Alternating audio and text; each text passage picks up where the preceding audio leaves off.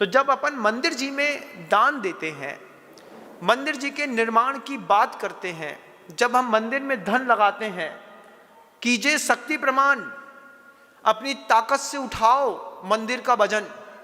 क्यों? क्योंकि इन्हीं भगवान से तुम सब संपन्न हुए हो। इन भगवान ने तुमको क्या नहीं दिया? सब दिया। तुमने भगवान के पास जाकर के माथा टेका, प्रभु नौकरी मिली, प्रभु संतान मिली, प्रभु परिवार मिला, प्रभु घर मिला, प्रभु पैसा मिला। उस प्रभु की कृपा से मिला ना। उस प्रभु की कृपा से 280 परिवारों में समृद्धियां आई, खाए।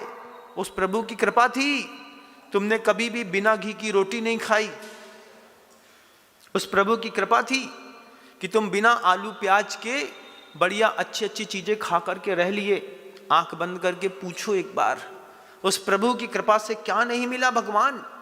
कितना 6 खंड के अधिपति के जैसी अट्टालिकाएं बनवाई हमने। एक घर में, गांव में 8-8, 10-10 एसी खड़े कर लिए। क्या नहीं मिला प्रभु की कृपा से? आज वो प्रभु कहते हैं, मेरी कृपा से तुम सबके मकान तो बन गए होंगे, अब मुझे भी नए बंगले में जाना है।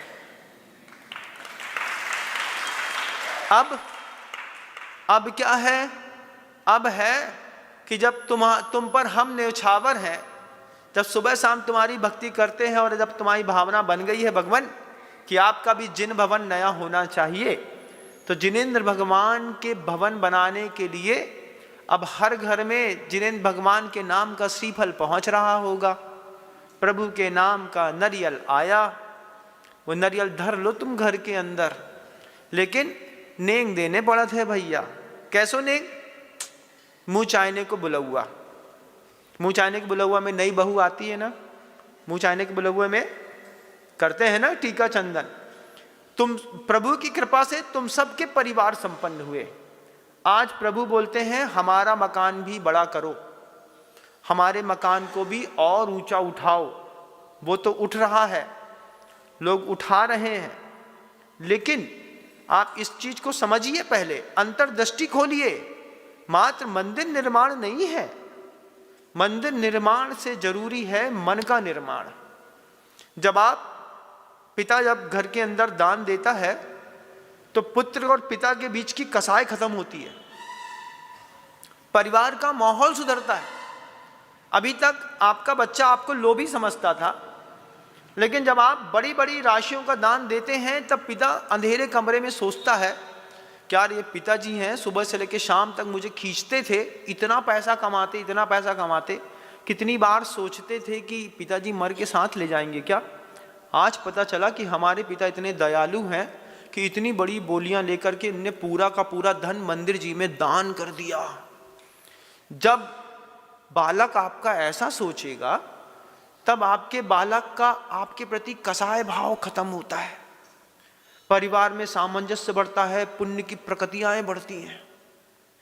एक दुकान में मेरा जाना हुआ, वो आया मेरे पास, गृहस्थ था।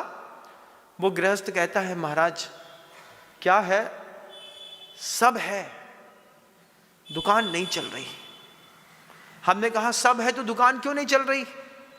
बोले महाराज पता नहीं क्या है, ग्राहकी दुकान चढ़ता है, आता है, उसको माल चाहिए, हमारे पास माल है, देखता है, रेट पसंद आ जाता है, सब ओके कर लेता है, और ओके करने के बाद लौट जाता है। पड़ोसी के घर के अंदर घुसता है, वहां से 200 रुपए महंगा लेता है और चला जाता है। ऐसा आपकी दुकानों में भी होता होगा, होता है कि नहीं? होता है महाराज। सोचो, गर्मी के सीजन में कूलर बेचना, 6,000 रुपए का लाए होगे, 6,300 का बेच रहे। उसी कंपनी का वही कूलर पड़ोसी के घर में रखा है, वो 6,700 का दे रहा, उसके यहाँ लाइन लगी है।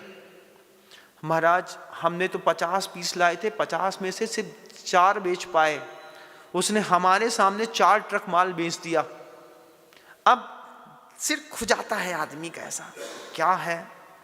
कर्म कहता है अनादेय नाम कर्म का उदय चल रहा है। पाप पुण्य की प्रकृतियां होती हैं, उस पाप पुण्य की प्रकृति में एक अनादेय नाम कर्म होता है।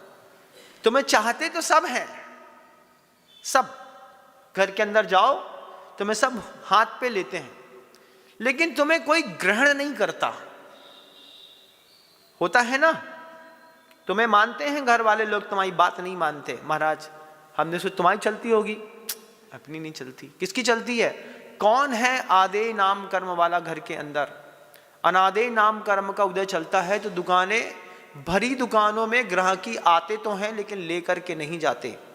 और सामने वाले की क्या है, उसने अपनी पाप प्रकृतियों को औपसम या तो उपसम कर दिया है या उसका क्षयोपसम बढ़ा दिया है।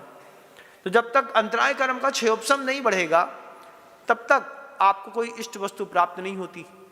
और अंतराय कर्म का क्षयोपसम बढ़ाने और घटाने के लिए देव शास्त्र गुरु के अलावा कोई उपाय नहीं।